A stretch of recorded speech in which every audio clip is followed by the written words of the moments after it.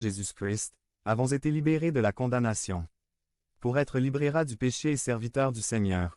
Et par sa volonté, nous sommes toujours dans le monde, mais nous ne sommes pas du monde. Et il nous a laissé ici une mission, l'apostrophe. Heure de notre pèlerinage n'est pas définie, mais nous avons le même mandat. De nous impliquer dans le bien-être de la ville. Nous aussi devons prier et rechercher le bien-être de la ville dans laquelle le Seigneur nous accueille comme pèlerins. L'apôtre Pierre reprend cette idée du pèlerinage des chrétiens et nous le rappelle. 1 Pierre 3, 11 Chers frères, je vous supplie, en tant qu'étrangers et pèlerins, dans ce monde, de vous éloigner des désirs pécheurs qui combattent la vie. D'où ayez une conduite si exemplaire parmi les incroyants que, même s'ils vous accusent de faire le mal, ils observeront vos bonnes œuvres et glorifiez Dieu au jour du salut. Pierre décrit les croyants comme des étrangers et des pèlerins, des personnes qui n'appartiennent pas au lieu où ils vivent, dont la nationalité, l'identité, l'histoire et le mode de vie ne correspondent pas au lieu où ils vivent. Encore une fois, c'est une allusion de plus au fait d'être une Église sainte, mise à part et séparée pour Dieu.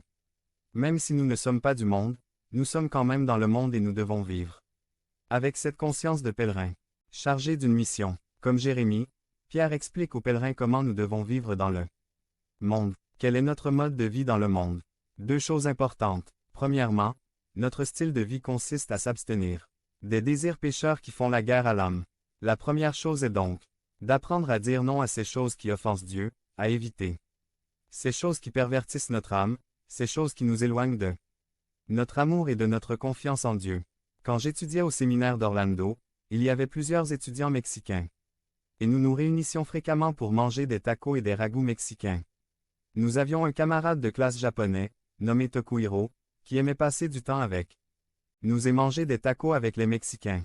Un jour, nous mangions à la maison et quelqu'un a mis des piments de jalapeno au centre de la table. Tokuhiro n'a pas attendu les instructions sur la façon dont il devait les manger, mais a simplement tendu la main, a pris un piment et a mis le tout dans sa bouche. Comme il a de bonnes manières à table, il l'a mâché la bouche fermée et l'a avalé. Bien sûr, il s'est avéré qu'il y avait 1000 couleurs et il a même ouvert les yeux.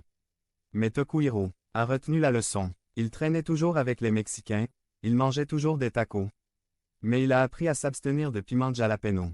Notre style de vie de sainteté consiste, premièrement, à nous abstenir de tout ce qui offense Dieu et nous nuit, afin de grandir dans la foi, même si nous continuons à vivre dans un monde caractérisé par l'offense et la vie contre Dieu. Mais notre mode de vie ne consiste pas seulement à dire non à ceci et non à cela.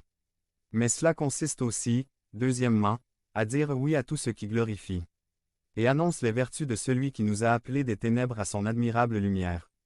Pierre dit que nous maintenons une conduite exemplaire, c'est-à-dire que nous sommes pleins d'actions et de paroles qui reflètent l'éthique du royaume de Dieu. Puissent nos actions et nos paroles dire qui est notre roi, pour qui nous vivons et pour qui nous sommes, de telle sorte que Dieu est plus célèbre, plus renommé, plus recherché et plus adoré. C'est là que tout ce que nous avons dit ce mois-ci sur la justice et la miséricorde entre en vigueur.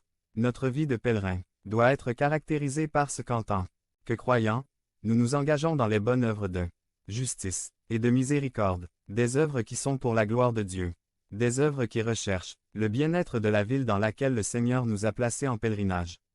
Être chrétien ne signifie pas m'isoler de la société, mais plutôt m'impliquer dans la recherche et la prière pour leur bien-être.